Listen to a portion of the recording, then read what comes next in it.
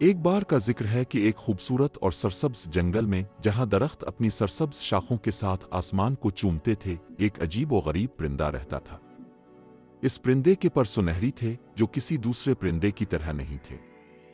اسے ایک سنہری پرندہ کہا جاتا تھا کہ جو بھی پرندے کے سنہری پر کو چاہتا، اس کے دل کی سب سے بڑی خواہش پوری ہو جاتی۔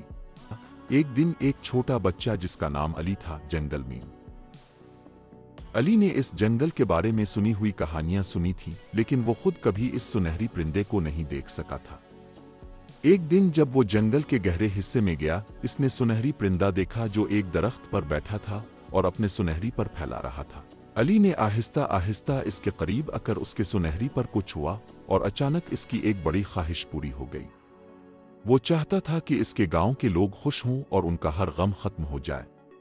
اور پھر اس کا دل خوشی سے بھر گیا جب اس کے گاؤں کے لوگ خوشی سے ایک ساتھ آ گئے اور وہ ایک دوسرے کی مدد کرنے لگے۔ یہ کہانی ہمیں سکھاتی ہے کہ انسان کا دل اگر سچا ہو تو اس کی خواہشیں بھی دوسروں کی بھلا کے لیے پورا ہوتی ہیں۔